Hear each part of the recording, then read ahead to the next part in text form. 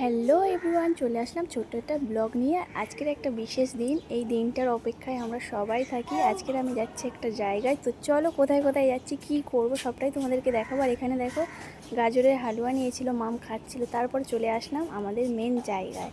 এখানে আমাদের পাড়া থেকে ভান্ডারা দেওয়া হয়েছিল, আর সেইখানেই গেছি। আর এখানে কত সুন্দর সাজিয়েছে, আর মাম এসেই খেতে শুরু করে দিয়েছে।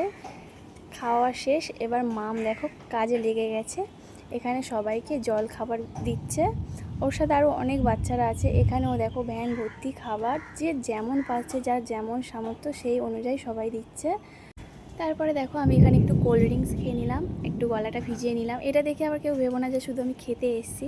তারপরে দেখো মামের কাজ শুরু হয়ে গেছে, মাম এখানে কোল্ড ড্রিঙ্কস দিচ্ছে সবাইকে। আর এখন ভিড়টা কম আছে, রাতের দিকে অনেক ভিড় হবে, সবটাই তোমাদেরকে দেখাবো। আর মাম খুব মজা করছে দেখো। আর ওর হাত থেকে কেউ যদি একটা খাবার নেয় তখন ও এত খুশি হয়ে যাচ্ছে। অনেকক্ষণ দাঁড়িয়ে দেখার পর তারপর দেখো আমি খাবার দিতে চলে এসেছি। আর এখন ভিড়টা অনেক কম আছে, আর এরপরে যত রাত হবে প্রচুর পরিমাণে ভিড় হবে, তখন দিয়ে পারবে না। আর এখানে মাম দেখো এখন লজেস দিচ্ছে, আর ও এতটাই খুশি হয়ে যাচ্ছে ওর হাত থেকে যখন নিচ্ছে খাবারটার, মুখে দেখো হাসি কেমন। আর আমাদের পাড়া থেকে প্রতি বছর ভান্ডারা দেওয়া হয়, আর আমি প্রতি বছরই আসি এখানে। আর এটা আমি ফার্স্ট টাইম ব্লগ বানাচ্ছি, আমি ভাবলাম চলো তোমাদেরকেও দেখাই আজকে দিনে আমরা কতটা মজা করি। আর এই শ্রাবণ মাস আসলে সব জায়গায় এরকম খাবার দেওয়া হয়। আর এটা হচ্ছে আমাদের তৃতীয় সপ্তাহ, এর পরের সপ্তাহেও আসবো। শুনছি আরও ভালো করে আয়োজন করা হবে খাবারের দিক থেকে, মানে আরও ভালো কিছু খাবার দেওয়া হবে এখান থেকে। আর তোমরাও আসলে দেখতে পাবে আমাদের এই ঘোষপাড়া এটা। আর এখানে দেখো মাম এখন জুস দিচ্ছে সবাইকে।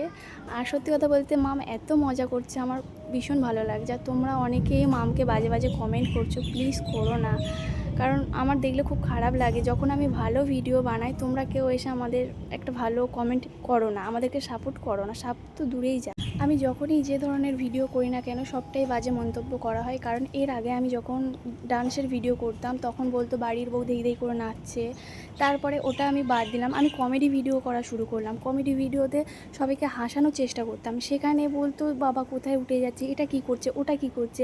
আমি টোটালি ভিডিও করা বন্ধ করে দিলাম। তারপরে বাড়িতে 3 মাস বসে থাকার পরে আমি আবার ভিডিও করা শুরু করলাম, স্যাড ভিডিও। সেখানে দেখলাম যে এত বছর যা আমি কষ্ট করেছি তার থেকে বেশি মানে সফলতা এখন পাচ্ছি স্যাড ভিডিওতে। সেখানে মানে মানুষজন দেখে এমন করছে, আমার পাড়ার কিছু লোক আমার মাকে গিয়ে এমনভাবে বলেছে, আমার মা এত টেনশন করছে যে না মেয়ের কী না কী হয়ে গেছে। আমার মা শুধু জানে ভিডিও করি, ঠিক আছে। এবার আমি মাকে বলেছি মা ভিডিও করি, কারোর কথা তুমি শুনবে না।